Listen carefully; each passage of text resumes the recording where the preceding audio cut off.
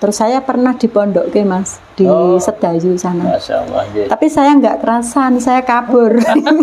Ini Kan habis ini ya namanya, yo masih seneng main kan, namanya lagi umur 17 tahun kan juga seneng-seneng dolan. Apa ini kan nggak tahu. Jadi saya kan dibantu dibeliin tuntunan sholat itu ya sambil belajar sendiri. Terus ya intinya memang 100% aku yang mengajari suami saya sendiri. gitu ya. Tahun 2017 tanggal 5 bulan Oktober itu anak saya yang nomor 3 dari suami nomor 1 dari suami saya yang kedua kan cewek Mas, itu kena narkoba.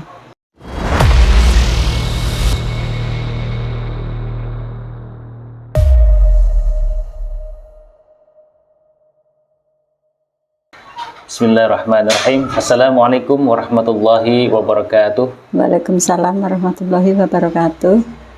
Alhamdulillahilladzi arsala rasulahu bil huda wa dinil haq liyudhhirahu 'alad dini kulli wa kafa billahi syahida. Asyhadu an la ilaha illallah wahdahu la syarikalah wa asyhadu anna sayyidina Muhammadan 'abduhu wa rasuluh. Allahumma shalli 'ala sayyidina Muhammad wa 'ala ali sayyidina Muhammad. Rabbi shrah li sadri wa yassir li amri wa hlul 'uqdatam min lisani yafqahu qawli, amma ba'du. Sahabat Mualaf TV dimanapun berada, jumpa lagi bersama saya Cak Nur, tentunya dengan tayangan yang inspiratif, informatif, dan edukatif. Alhamdulillah, pada kesempatan kali ini di samping saya sudah ada narasumber yang insya Allah akan berbagi kisahnya kepada kita semuanya. Jadi tonton terus sampai habis, jangan di skip-skip supaya tidak gagal paham. Sebelum kita ngobrol banyak kepada narasumber, saya ingatkan kembali untuk pemirsa Mualaf TV, jangan lupa dukung terus Mualaf TV dengan cara subscribe, like, comment, dan share supaya channel Mualaf TV terus berkembang dan bermanfaat untuk umat. Baik, mungkin sudah tidak sabar lagi, kita langsung saja sapa narasumber kita. Assalamualaikum warahmatullahi wabarakatuh. Waalaikumsalam warahmatullahi wabarakatuh. Alhamdulillah. Baik Bu. Baik, alhamdulillah. Sehat ya? Sehat, alhamdulillah. Mungkin untuk mengawali pembicaraan kita, obrolan kita, mungkin lebih afdol ta'aruf dulu. Perkenalkan kepada pemirsa Mualaf TV, nama, asal, kemudian agama sebelumnya. Tafadhol. Oh ya, nama saya Bu Rumiati, alamat yang sekarang ya. Iya, tempat tinggal aja. Tempat tinggal yang sekarang di Piskulon, RT 02, RW 17, Surakarta. Lengkap banget ya? Iya. Itu surat bisa masuk itu. Jadi dulu agamanya Kristen dulu. Kristen ya? Iya. Kalau Kristen itu sebutan Protestan itu ya? Kristen Iya. Protestan, Iya. oh gitu ya? Iya. Baik, terus dari Ibu dari keluarga itu nomor keberapa? Saya nomor 1. Oh, anak pertama. Anak kedua, tapi kakak saya enggak ada, udah meninggal. Iya. Jadi saya tinggal satu-satunya. Iya. Anak Ibu saya bercerai, bapak saya nikah lagi, tinggal di Lampung. kalau Terus, aslinya Boyolali. aslinya Boyolali. Iya, lahir di Boyolali. Di Boyolali. Iya. Tapi saya kan dulu merantau di Bandung. Waktu di Bandung kan saya masih Kristen ya. Terus ada kenal namanya Pak Kaji Ali. Itu usianya sama saya terpaut jauh. Jadi waktu itu saya masih usia 17 tahun. Sedangkan Pak Haji itu udah usia 38 tahun. Terus waktu kenal itu juga lucu, singkat. Kan saya kos dulu ikut om saya ya, di sana itu saya kerja sebagai buruh pabrik tekstil, namanya pabrik KHTek dulu itu. Terus ikut beli saya kan ngasih ini berhubung kamu udah kerja, kamu kos sendiri. Ya, saya kos tempatnya Pak Kaji Ali itu Nah, saya kos di situ baru sekitar 1 bulan. Nah, itu saya jatuh, Mas. Jatuh dari loteng. Loteng. Ya, terus ditolongin sama Pak Haji Ali itu. Pak Haji Ali. Ya. Udah gitu saya ditolongin. Saya sakit di rumah sakit selama kurang lebih 2 bulan, saya diobatin, dibiayain semua. Udah gitu saya sembuh, saya pamit pulang ke Boyolali. Udah gitu saya pamit pulang ke Boyolali, tinggal sama orang tua saya lagi di situ. Ibu saya kan janda, Mas, ibu saya. Bapak saya kan nikah lagi di Lampung itu. Udah gitu setelah saya sakit itu, saya kan udah sembuh, saya pulang ya ke Boyolali. Terus Pak Haji Ali itu nyusul. Waktu itu nyusul, nggak ada hujan, nggak ada angin tuh, saya langsung dilamar, Mas, saat itu. Iya.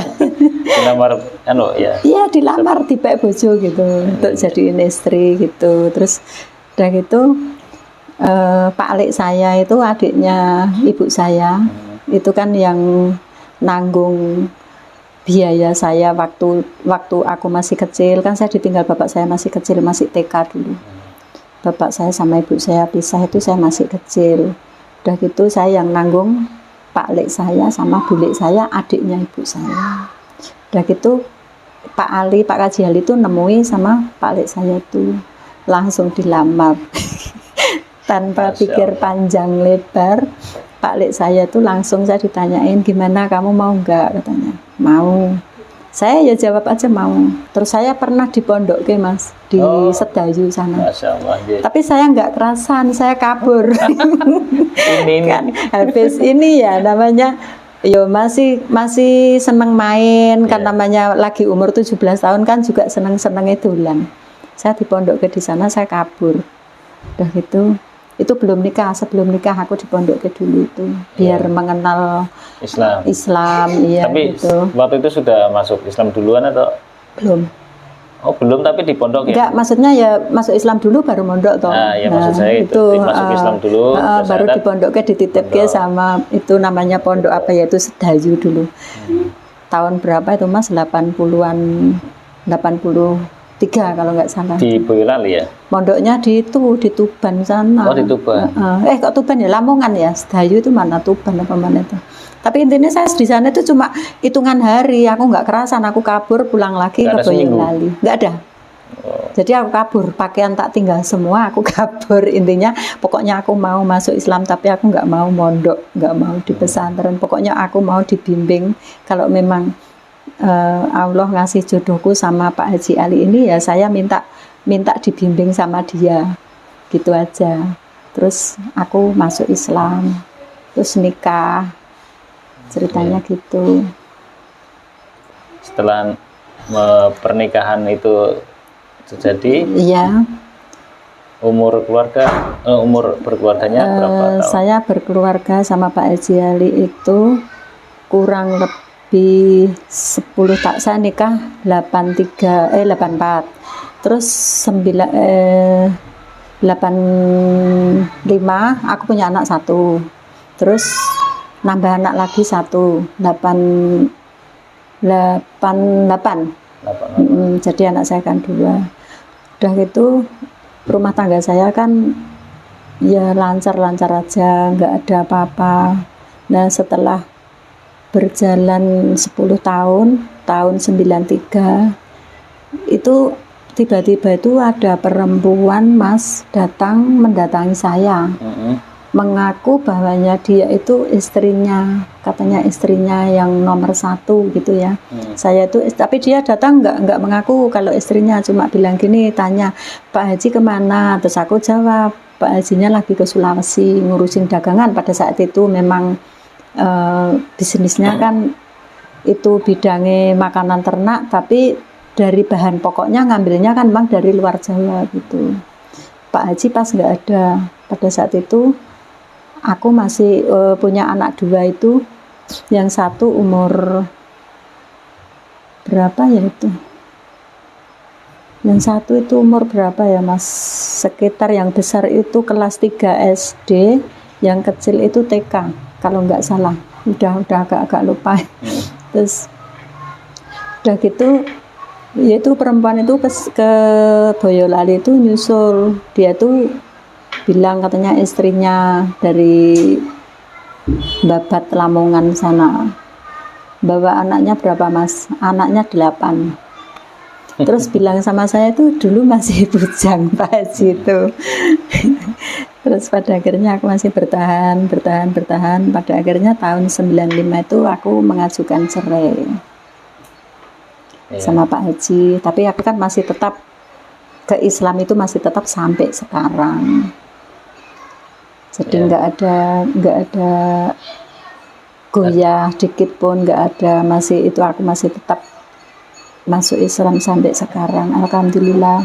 Masih mantap ya? Iya, masih mantap. Kira-kira ada nggak sih keraguan Ibu? Nggak ada. Terus pada saat Ibu berkeluarga itu diajarin nggak sih sama Pak Ya suami diajari. Kan saya kan nggak tahu sama sekali soal sholat, soal apa ini kan nggak tahu. Jadi saya kan dibantu dibeliin tuntunan sholat itu ya sambil belajar sendiri. Terus ya intinya memang 100% aku yang mengajari suami saya sendiri. Oh, gitu ya. Iya. Walaupun suaminya aslinya tadinya itu mengarahkan ke pondok pesantren gitu. Iya. Nah, tapi karena Ibu Saya nggak mau. Iya. Akhirnya suami Dulu itu alasannya kenapa nggak mau, saya tuh malu, aku gitu malu belajar itu nggak ada batasnya umurmu berapa itu nggak ada, kamu harus belajar katanya, daripada nanti sih ngajari aku kan nggak bisa kayak kalau di pondok. Tapi alhamdulillah sampai sekarang ya sebisa saya, semampu saya udah mantap lahir batin. Tapi Pak Haji Ali itu masih ada ya? Nggak ada, udah meninggal tahun 2010.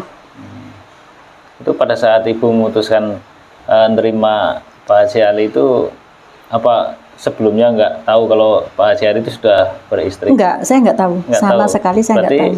Itu di tempat kos kayak? Iya, kan sing tak kos itu kan rumahnya Pak Haji Ali. Pak Haji Ali kan punya kos-kosan di Bandung itu. Oh, di Bandung, ya. Sedangkan istrinya kan di Lamongan. Yang istri tuanya itu di Lamongan, sedangkan Pak Haji Ali itu juga nggak pernah pulang. Jadi setahu saya orang itu domisilinya itu di Bandung itu udah lama, gitu loh. Jadi begitu saya kenal kan dia udah punya rumah di sana. Jadi setahu saya ya memang dia kan ngaku nih aku masih bujangan, gini.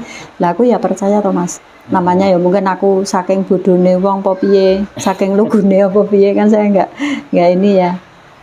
Terus dia nyusul waktu aku pulang, aku sembuh dari sakit itu, aku pulang ke Boyolali, dia juga nyusul dengan tulus, dengan ini ngomong sama orang tua saya, nembung baik-baik, gini. Orang tua saya ya udah terserah yang meh nglakoni ae. Kalau saya sebagai orang tua cuma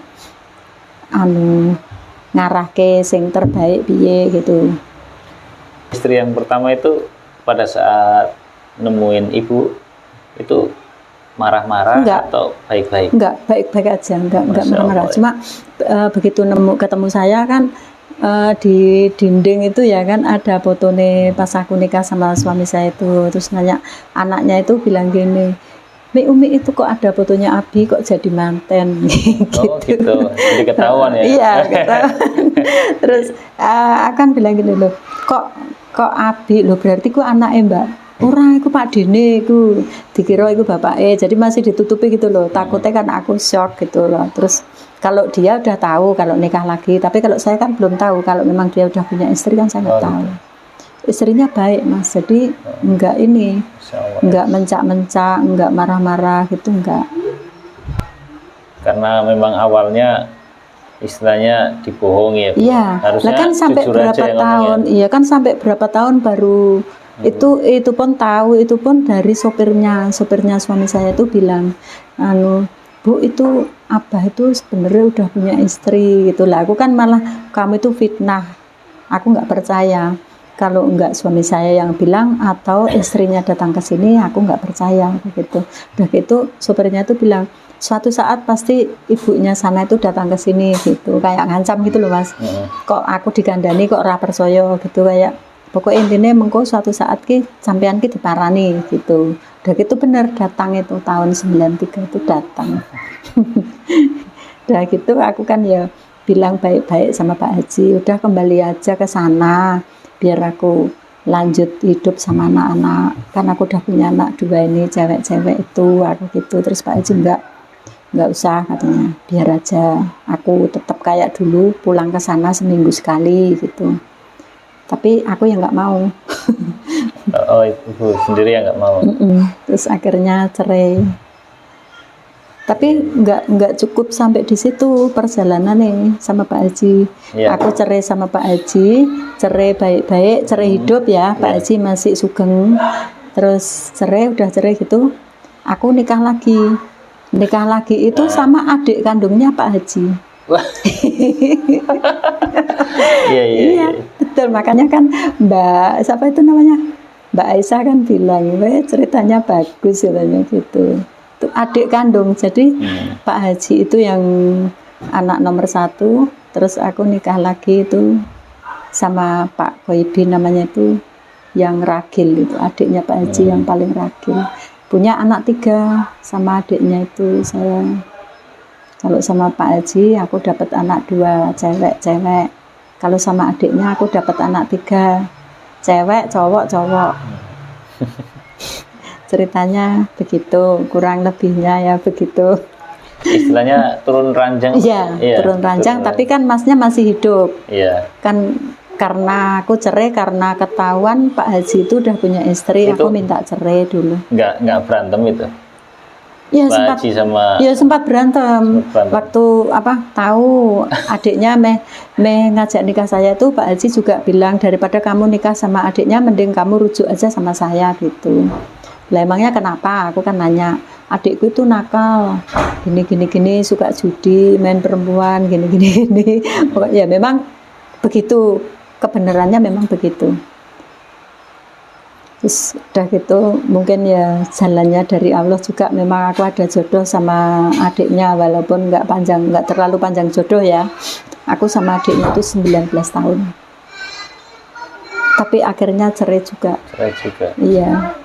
Soalnya dari awal itu Pak Haji udah bilang, kowe ki kan ngomong Jawa ya, kowe ki karo adikku kusuk ben ora langgeng gitu, udah bilang gitu. Tapi aku ngeyel. Soalnya apa? Aku seperti ada dendam di sini. Kamu udah punya istri, punya anak 8, kamu masih bisa ngapusi saya, masih bujang. Sedangkan adik kamu kan masih bujang, masih jejaka. Bukan hanya omong kosong, memang kenyataannya adiknya masih bujang. Pada saat nikah sama saya, aku janda anak 2, adiknya masih bujang. Tapi kecewa ya, melampiaskan kekecewaan. Iya, untuk melampiaskan kekecewaan, ternyata adiknya tidak lebih baik dari kakaknya. Tidak lebih baik dari kakaknya. Istilahnya dia juga judi, juga main perempuan, juga udah pokoknya udah. Tapi aku masih tetap bertahan sampai 19 tahun itu, Mas. Sama kakaknya 10 tahun, sama adiknya 11 tahun. 19 tahun. Oh, 19 tahun. Udah cerai aku sama adiknya kan, udah cerai. Udah berapa tahun? Cerainya 2017. Ya, termasuk baru kemarin ya, 5 tahun yang lalu ya. Iya. 6 tahun. Iya. Terus dari pernikahan sama Pak Haji Ali itu anak 2, terus yang cewek semua. Cewek semua 2, terus sama adiknya 3. Cewek, cowok. Berarti ibu ada 5. anak 5 ya? 5, iya. Dari kakak beradik. Berarti kakak adik diborong. Iya, diborong. Nah itu nek ditari karo Gusti Allah, aku ya mau aku. Iya. Berhubung jalannya harus begitu ya, saya jalani. Iya. Nah, terus setelah kisah tadi selesai itu, ibu ada mendalami ilmu agama Islam atau sama siapa setelah itu? Kan sudah nggak ada yang nuntun itu. Ya saya sendiri, Mas. Ya, ikut-ikutan kajian itu ya, atau komunitas itu ya. Iya. Sekarang ikut di mana, Bu? Saya belum ikut selama di sini, saya belum ikut. Sama MCI sini? Belum. Saya mau ikut sama Bu Aisyah itu, tapi Bu Aisyahnya belum nyamperin ke sini. Masih tak tunggu-tunggu. Jaraknya kan sebenarnya dekat ini. Iya, tapi kan kadang dia ke sini nggak tentu. Terus kalau ke sini dia ngobrolnya di sana, aku nggak tahu. Ngobrolnya di Esdegan sana, nggak mau masuk sini. Nah, selama Ibu tadi menjalani hidup dari awal sampai hingga akhirnya Ibu itu cerai dari dua suami ini kan, cerai. Itu selama itu ujian yang menurut Ibu itu paling berat itu di mana? Ujian saya yang paling berat paling berat itu tahun 2017 tanggal 5 bulan Oktober. Itu anak saya yang nomor 3 dari nomor 1 dari suami saya yang kedua, kan cewek, Mas. Itu kena narkoba. Itu ujian saya yang paling berat. Laki-laki itu ya? Cewek. Oh, cewek. Iya. Oh, iya, cewek. Itu masuk tanggal 5 bulan 10 Oktober. 5 Oktober itu. Tak ingat-ingat itu. Pas dia ketangkep pemakai, pengedar. Oh, pengedar cewek juga. Mas, anakku, Mas. Itu kena sanksi hukum 12 tahun. Tapi alhamdulillah dia di dalam kelakuannya baik, cuma menjalani 5 tahun. 5 tahun. Ini udah keluar tanggal 28 Desember kemarin. Oh, baru keluar kemarin? Iya, udah keluar. Alhamdulillah. Ada perubahan, Bu? Ada, alhamdulillah. Sekarang mau jualan angkringan di depan Brimob situ. Belum ada, merinding. Belum ada 1 tahun berarti ya? Desember kemarin itu ya? 2022, iya, baru 2022 ya? 4 bulan ya? Iya, 4 bulan. tanggal 28 Desember dia baru keluar. Itu pun kalau dia itu di dalam kelakuannya kurang baik, itu belum bisa keluar, Mas. Iya. Berhubung dia di dalam itu kelakuannya baik, di dalam itu dia kerja. Jadi dia itu kerja, Mas, di dalam. Jadi kan kalau yang tahanan yang kaya, anaknya orang kaya itu kan baju dicuciin gitu, yang nyuciin anakku di dalam LP itu. Ditahannya kan di Semarang, khusus tahanan wanita itu. Jadi 5 tahun persis dia menjalani. Ketangkapnya di Semarang? Ketangkapnya di sini. Kok nggak ditahan di lapas sini? Ketangkapnya kan di sini. Dia itu kan habis ngambil barang dari Jakarta. Apa Cilacap gitu loh dulu ceritanya. Itu udah dipantau sama BNN. Jadi anak saya langsung BNN. Makanya langsung BNN. Kalau BNN kan langsung Polda Jateng, langsung Semarang. Dulu kan sebelum kan sidangnya di Solo. Iya. Udah sidang di Solo selesai, tahanan langsung dikirim ke Semarang yang khusus wanita, soalnya anak saya termasuk tahanan jero. Kan dulu vonisnya kan 12 tahun penjara itu. Ternyata alhamdulillah, mungkin ya seperti saya, seperti ibunya, nggak putus-putus berdoa. Sebisa saya berdoa siang malam, minta supaya anak saya cepat keluar. Soalnya ninggal balita itu 2 loh, Mas. Jadi saya tuh ngopeni cucu saya itu, yang besar itu baru berusia waktu mamanya masuk itu, yang besar usia 18 bulan. Yang kecil baru usia 3 bulan. Coba bayangkan, coba kalau jenengan apa gak merinding. Iya. Sedangkan bapaknya juga masuk duluan, anak saya menyusul masuk.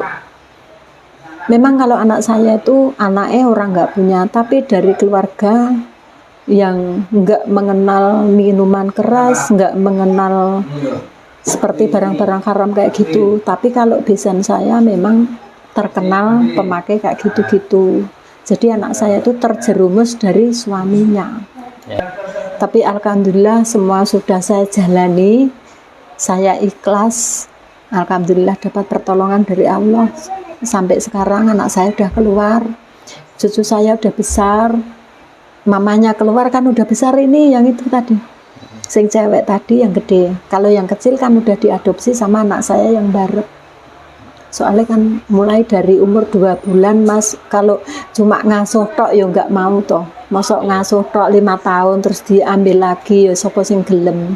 Sedangkan saya kalau ngasuh 2 bayi kan ya nggak mampu. Yang satu 18 bulan, yang satu baru kalau nggak salah 2 atau 3 bulan itu waktu mamanya masuk itu.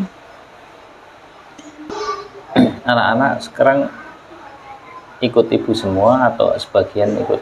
Anak saya 5 itu ya, yang nomor 1 dinasnya suaminya di Bojonegoro, jadi TNI. Oh, TNI. Ya, TNI AD. Yang anak saya sendiri bisnisnya buka angkringan, warung. Yang gitu. TNI itu anak ibu kandung? Mantu. Ya, Masya Allah. yang anak saya yang perempuan. Terus yang nomor 2 ini tinggal di sini, itu juga bikin remian, bikin roti kering, bikin apa itu di sini.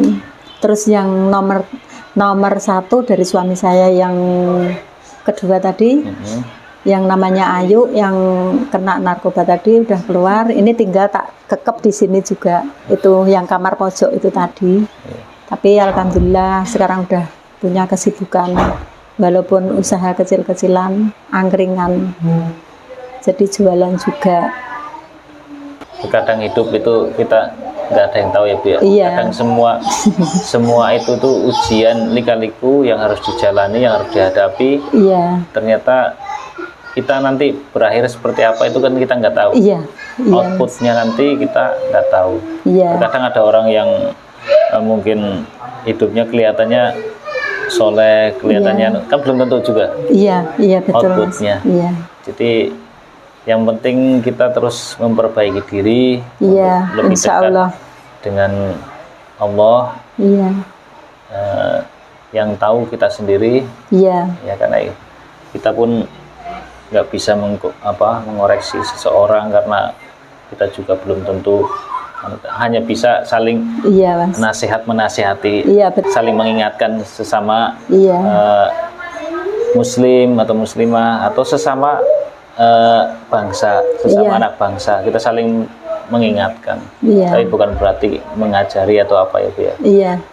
Kadang kita juga butuh penguatan dari orang lain ini. Iya. Baik. Terus dari kisah tadi, kira-kira apa yang diambil hikmahnya dari pelajaran tadi? Yang bisa saya ambil hikmahnya yaitu ya Masnya, saya jadi menjadi orang yang lebih kuat, lebih bisa menerima keadaan, dalam keadaan apapun saya bisa ikhlas. Sedangkan waktu anak saya masuk itu Mas ya, saya itu betul-betul nganggur, betul-betul terpuruk. Saya harus bisa membelikan susu cucu saya tiap hari, harus bisa beli pampers, harus bisa ini itu sendiri. Jadi saya lebih kuat, lebih tabah itu setelah anak saya masuk itu Mas. Seperti dapat pelajaran yang paling berharga sama sekali, yang dulu belum pernah saya alami. Kan dulu saya waktu jadi istrinya Pak Kaji juga kan nggak pernah hidup susah, nggak pernah sampai seperti ini kan, nggak pernah. Iya, alhamdulillah.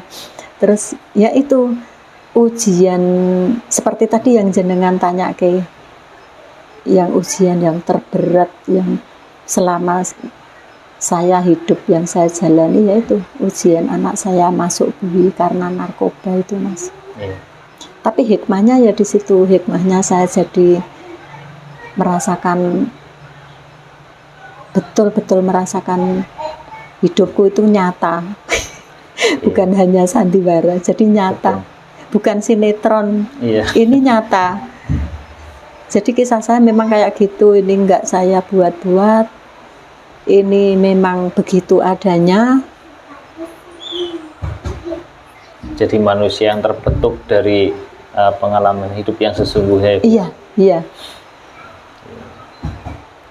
Terus anak-anak sekarang yang paling besar umur berapa? Yang paling besar itu kelahiran 85. 85. Iya, 38. 35, iya 38. 38. Terus yang nomor 2 ini, depan ini, sing bikin roti itu kelahiran 88. 88. Iya. Terus yang nomor 3 si bandel itu, si Ayu itu kelahiran 95. Terus adiknya 98. Terus yang paling kecil 2004. Iya. Oh. udah gede. Udah gede juga sih. Iya. Jadi yang paling kecil tinggalnya kan di sini sama saya. Tapi ini tadi puasa nggak tahu tidur di kamar Mbak E sebelah paling. Ini kos ya Bu ya? Iya, kos. Jadi aku kena ke kos ini Mas tiap bulan. Rumahnya kan habis. Dulu Pak Haji kan sakit 18 tahun, uang berobat terus sampai habis-habisan. Rumahnya 2 itu tak jual semua. Dulu punya rumah 2 itu yang Pak Haji itu? Iya, kan pas sakit kena jantung koroner itu selama 18 tahun Mas. Iya. Itu dulu bukannya sudah cerai? Udah cerai, tapi kan seperti Gono gini itu kan aku nggak minta untuk anaknya lah, ternyata seharusnya untuk anaknya, tapi bapak kan sakit. Karena otomatis sakit kan dijual ya untuk berobat. Terus anak-anaknya kan udah gede juga. Kemarin terakhir aku jual rumah itu 2015 itu bapak udah nggak ada. Daripada nanggung utang anak-anak juga susah bayarnya, wong belum kerja toh. Semuanya didol bae saya gitu. Jadi udah habis-habisan. Tapi aku masih ditinggali harta yang nggak ternilai, yaitu anak dari Pak Haji 2 itu. Mbak Umi sama Mbak Sari, sing anak dari Pak Haji itu. Alhamdulillah sekarang udah mapan, yang barep punya gubuk orang ketang elek di Bojonegoro itu. Alhamdulillah. Kalau yang mantu saya abdi negara, TNI AD, dinasnya di Kodim Bojonegoro. Iya. Kalau yang nomor 2 ini masih nganggur, usaha kecil-kecilan di rumah, bikin kue kering itu soalnya anaknya masih kecil. Kalau suaminya sopir toko toko material. Yang nomor 2. Kalau yang suami kedua itu masih tapi di Sulawesi. Mantuku cuma BB-nya cuma 2 gram. Jadi kan cuma ditahannya sebentar, kena 2,5 tahun. Jalaninya berhubung ada corona itu jalani cuma 1,5 tahun. Terus anak saya kena vonis 12 tahun, berhubung ada corona, terus kelakuannya di dalam itu baik, nggak ada masalah, jadi dia cuma jalani 5 tahun. Alhamdulillah keluar juga atas izin Allah mungkin ya, dapat barokah. Di luar cuma nganggur kurang lebih 10 hari, terus buka usaha angkringan ini. Tak doanya ya Mas, kedepannya anak saya mudah-mudahan dadi wong sing apik, ora terpengaruh barang-barang haram lagi. Amin. Usaha kecil-kecilan walaupun kecil barokah. Amin. Mohon doanya sekali lagi dari panjenengan.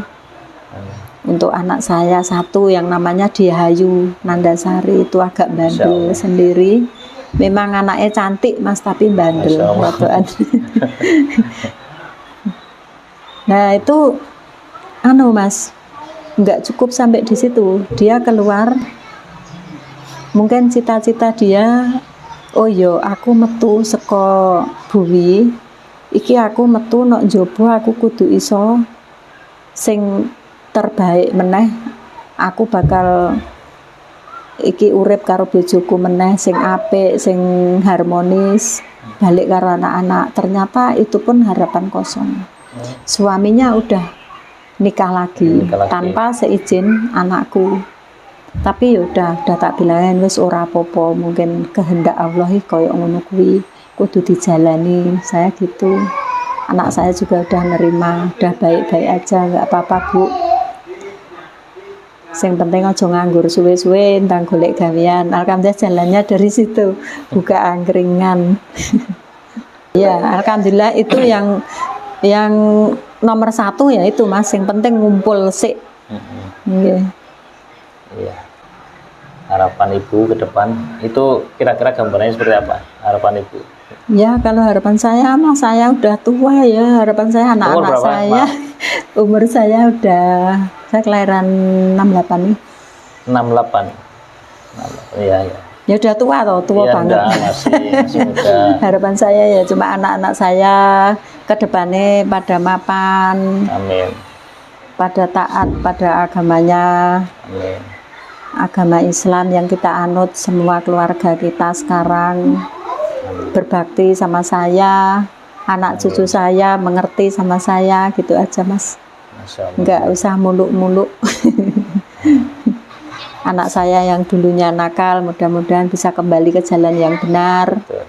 Jangan sampai diulangi lagi. Amin. Soalnya saya masih trauma berat anak saya yang ini. Siapa yang orang tua yang nggak trauma kalau punya anak perempuan kayak gitu? Alhamdulillah saya diberi kekuatan sampai sekarang. Masya Allah. Saya udah bersyukur. Sekarang nggak ada keinginan untuk berkeluarga lagi? Belum Mas. Oh, belum, tapi Ngomong anak putu aja. tapi kalau ada yang mau sama ibu tetap tetap jalani gitu ya. Itu terserah Allah aja. Kayak Lestari juga. Itu terserah Masih Allah sendirian aja. terus. Iya, iya. Itu terserah Allah aja nanti yang mengatur. Seperti saya cucune wis 6 gitu. Wis urip karo putu wae wis Nggak jadi ayem. patokan juga sih. Iya, iya. Ada yang nikah masih muda sekali, Iya. akhirnya masih muda pun udah punya cucu kayak gitu. Iya. Ya mudah-mudahan nanti kalau seandainya ibu berjodoh, jodohnya yang baik, yang bisa Amin. menuntun di akhir hidupnya itu. Amin. Istilahnya kan di ujung umur ini kan harus ada yang kalau memang berjodoh ya jodohnya harus yang lebih baik kan gitu, Amin. supaya nanti berakhir baik gitu. Iya. Dan anak-anaknya kelak mudah-mudahan jadi orang yang berubah menjadi baik Iya. dan terarah Iya. hidupnya. Iya. Tidak seperti yang kisah-kisah yang menjadi beban hidup Iya. gitu, terkadang kan Udah terlalu apa ya? Beban saya itu udah nggak bisa diukur. Yang bisa mengukur hanya Allah aja mungkin. Kalau saya udah nggak bisa mengukur Mas. Dulu tuh perasaan tuh cobaan itu ada aja. Lepas dari ini, lepas dari ini gitu aja. Tapi alhamdulillah sekarang setelah anak saya yang itu pulang kan, menurut saya cobaan yang paling berat, paling nggak bisa saya ukur kan itu. Anak saya masuk itu. Kalau yang lain-lain misalnya utang piutang apa-apa itu kan gampang, istilahnya kan gitu. Bisa Tapi dipikir lah. iya kalau udah urusan sama hukum itu rasanya ada malu, gitu Mas. Ya. Nomor siji kan mesti malu. Nah itu, aku dulu sampai nggak berani keluar Mas. Waktu anak saya baru masuk itu saya malu sama teman-teman, sama ibu-ibu ngumpul-ngumpul gitu, aku minder dulu. Tapi terus ada ibu namanya, aku punya teman namanya Bu Harto itu di situ itu ora usah izin, ora usah minder, ora usah piye-piye, sing ngungkuli anakmu isih akeh gitu, baru saya semangat lagi.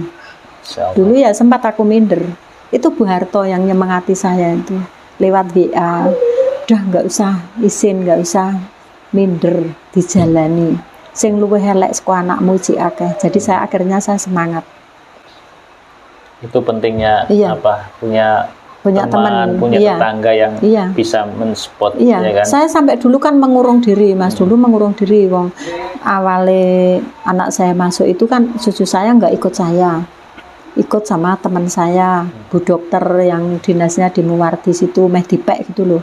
Terus aku usaha mati-matian, pokoknya putuku tak jipuk, tak openi sebisaku, semampuku. Padahal pada saat itu aku nganggur, nggak punya penghasilan sama sekali. Terus apa ya aku meh njaluk karo anak terus kan nggak mungkin. Terus akhirnya saya ya pertolongan dari Allah ya mungkin. Itu ada kerjaan, kadang aku laundry kerja di laundry sekarang nggawa bocah tak kempit gitu. Alhamdulillah aku bisa menghidupi sampai 5 tahun, sampai anak saya keluar, cucu saya juga sehat sampai sekarang udah. Sekarang berarti jualan di sini ya? Saya Di depan? jualan soto di situ, tapi ini puasa saya libur Ada jualannya. Kalau mau menjelang berbuka jualan? Enggak, ini tadi cuma ada pesanan apa kolak sama garang asam, tapi gitu. udah tak bikin ke itu. Kalau hari biasa jualan ya? Iya, hari biasa di jualan. mana, Bu? Itu di warung Mbak Rini tadi loh. Jenengan lewat enggak? Di depan sini, di sekitar. Gang masuk itu loh, gang masuk. Gang masuk. Gang masuk Berarti di masjid. sekitar masjid inilah ya? Iya, di Nggak depan jauh-jauh dari sini. Masjid apa Bu namanya Bu? Masjid Syekh Sayyid. Nah, di Solo gitu ya? Iya. Masjid paling megah di Paling Solo lah. megah di Solo ya. Jadi sahabat Mualaf TV, kalau ke Solo jangan lupa mampir ke Masjid Soto Mbak Umi. Mbak Umi. Makan-makan di situ. Iya, ada es degan juga, ada es teh jumbo. Hidupkanlah Iya. apa namanya, perekonomian umat Islam, perekonomian tetangga kita. Iya. Jadi kalaupun jauh-jauh dari seberang, dari luar kota, ya mampir aja. Iya. Ada kalau apa haus ada es teh Bu ya. Es teh ada, es sirup ada. Ini iklan gratis Bu. Iya. Itu yang terkenal itu es teh jumbo karung ya. Soalnya plastiknya segini penuh. Iya. Terus kalau agak ke sana lagi ada Ibu Lestari. Ibu Lestari jualan apa? Kemarin Bu Lestari jualan donat tapi cuma 2 kali, nggak lanjut. Jadi beliau-beliau ini Iya. mualaf-mualaf yang hebat, yang sudah pernah ditempa pengalaman hidupnya. Kenapa mereka ditempa? Karena mereka lah yang kuat. Jadi saya dikasih ujian segini, oh kok isih kuat, ditambah lagi, oh kok isih kuat, ditambah lagi masih kuat, alhamdulillah. Sampai sekarang ujiannya wis lulus. Jadi kayak emas itu ya Bu ya? Iya. Kayak cincin emas itu. Iya. Diayak ya kan, terus iya, betul. Geprek, dibakar, wis Iya. pokoknya sampai jadi bagus. Iya, akhirnya diseleb jadi cincin, jadi kalung. Betul, Masya Allah.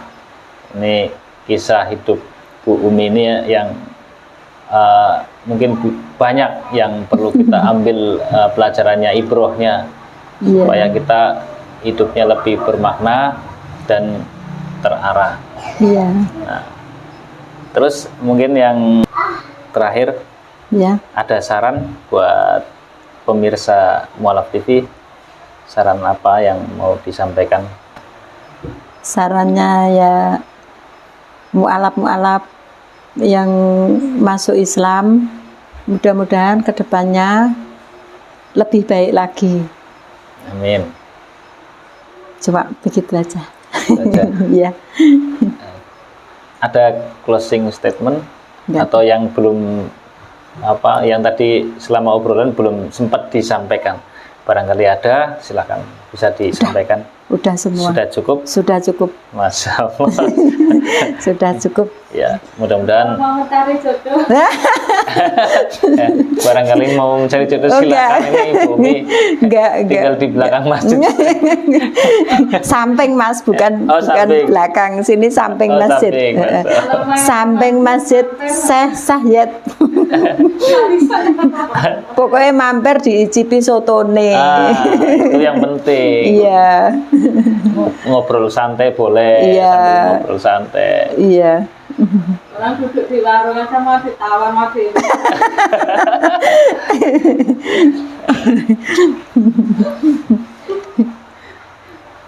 Baik, itu aja.